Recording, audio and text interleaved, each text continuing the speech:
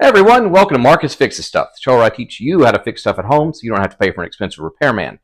And you know what? I got a comment about expensive repairman, so my apologies to anyone who is an expensive repairman. You got to eat, right? Anyway, welcome to my first video of 2025, and if you're watching this and it's no longer the new year, well, Happy New Year anyway. In today's video, I'm going to show you how to install ceiling mount LED canless lights. They look like can lights, but they're not. It's not hard. I know when you deal with electricity, some people get freaked out, but don't be, okay? If I can do it, you can do it, okay? Make sure to watch the whole video because at the end, I'm going to show you how much money you will save by doing this yourself. I also want to say thank you to everybody that's subscribed to the channel. It means so much to me. And we have over 1,400 subscribers, which is just mind-blowing. That's crazy. So if you're not subscribed and you're watching this video, please subscribe to the channel. Now that we got all that out of the way, let's get to work. These are the lights we're going to be using. As you can see, 6-inch direct ceiling mount LED canless lights. And like I said, they're canless, which is cool. You don't have to put the big can up in your ceiling. These just go right into the ceiling. All you got to do is cut a hole in the box. It even shows you what size hole you need. They are dimmable. You can change the colors on them. That's all on the little LED driver, and that is provided. You can also put them in your shower, which is neat. So they're vapor proof, they're watertight. I got these at my local box hardware store, and these things are supposed to burn for up to like 50,000 hours, so you won't have to change them for a very long time. This is the light itself. You see how thin that is, and it's just packed with LEDs. These little orange clips will hold, you see there's one on either side, those will hold it to your ceiling. And then you see this wire just connects to the little power box, and the box is the thing that controls what color light you have and, of course, the electricity running to it. This is the LED driver that comes with the light. It comes with a mounting bracket too, and if you pop it open, really to me the coolest thing with this are these wire connectors. It's kind of like a new type of wire nut. Let's see if I can get this turned. You put the wires inside these little holes, and you see you can connect up to 3 different lights with this, and which we'll show you in a little bit. But you just slide the wire in, and it holds, and it connects with the other wires through the metal that's already in this little wire nut. So really cool invention. I liked it a lot, but of course we'll show you more of that when we get to installing these in the ceiling. All right, we're going to take our little marker down, and I want them 11 inches from this edge. So we're going to take our pencil, mark where we want it, mark 11 inches. And then these are 6-inch LED lights like I showed you earlier. We're going to, I went out and I bought this 6-inch drill, obviously, hole cutter. You can do this with a key saw if you want, but it's a lot harder. I got an old house. I had to drill through a lot of wooden ceilings. This is an addition, so these are just sheetrock, so it should go right through it. So we're going to actually, before we do that, we're going to take our compass. Let's see, we got to go 3 inches in from right here, because that's where the center of the light will be. Okay, we're going to take our compass, we're going to mark it to 3 inches, and then we're going to draw a circle. There we go. All right, so it's always important, as you can see I drew 2 circles, always important to measure these things first, because I don't want to get this the wrong way, and I definitely don't want my wife telling me I did it wrong, because that is a threat. Now we're going to cut a hole in the ceiling. This is the fun part.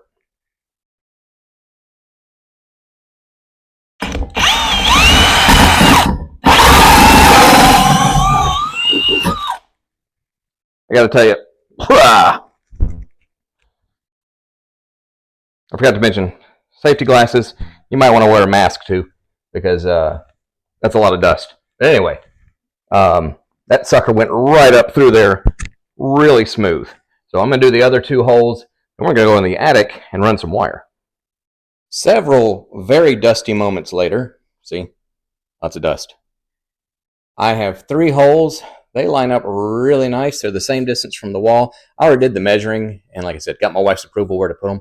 But now we got to go up in the attic, run some wire, and put the driver boxes in.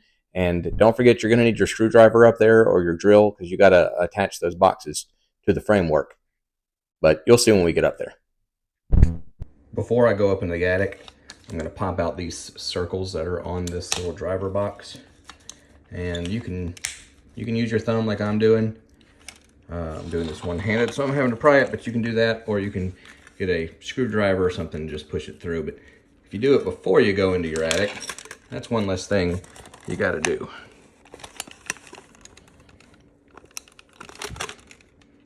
Well, as you can see, I'll get it off the rest of the way, but pop those off at either side before you go up there. This is my attic, and I had to crawl through all that to get here. I live in an old house, so a lot of nice qualities there, wooden ceilings, wooden walls. But we did an addition, and I'm gonna have to get through that hole right there to get to the new holes I just put in the ceiling. That's just something I wanted to share, show what I go through for y'all. Anyway, I got some crawling to do.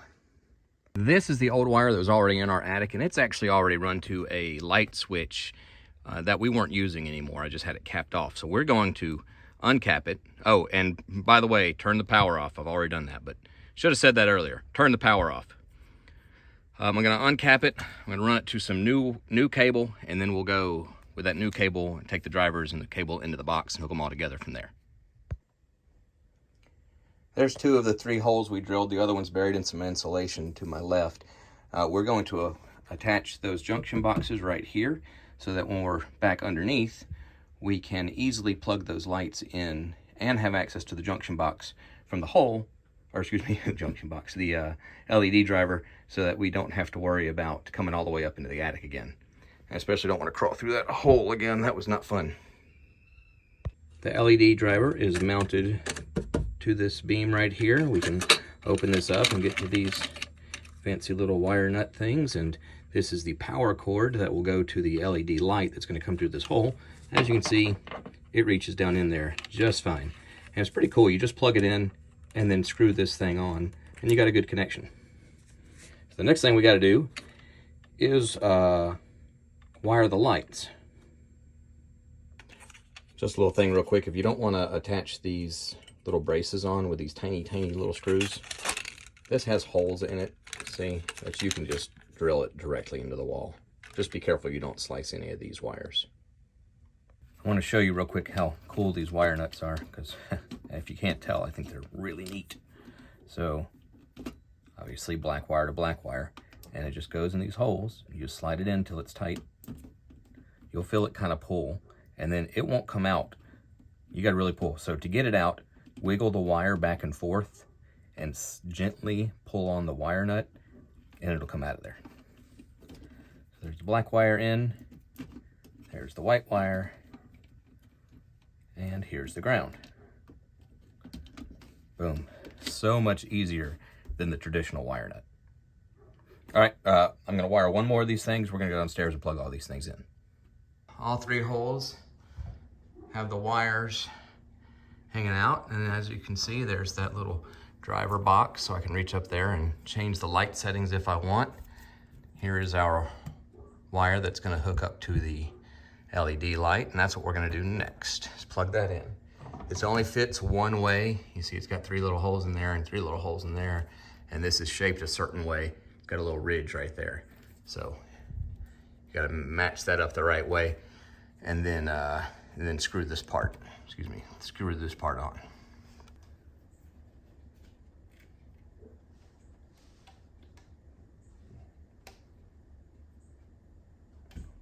Find where it connects. There it goes. Snaps in. Tighten that so your connection doesn't come out. And then this is the easy part. No worrying with cans or anything like that. Just pop up those orange clips and slide it in. There you go. Canless can light. I'm gonna put the other 2 in.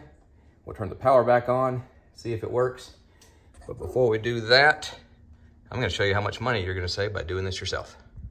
It can cost over $500 for an electrician to come to your house. And in most cases, it's gonna cost you $100 just for him to walk through the door. For the purpose of this video, we're gonna say an average cost of $400.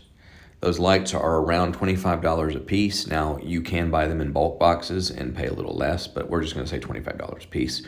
I installed 3, so we say $75. That's a savings of $325. I really want to use a pun like, wow, what a bright idea, but I'm not going to. All right, let's get back to the ceiling lights. Okay, this is our countertop without the new lights turned on. Whoa, that's awesome. All 3 working great. Looks like another job well done. Thank you for watching Marcus Fixes Stuff. Don't forget to like the video, subscribe to the channel, and I will see you again when something else breaks. God bless.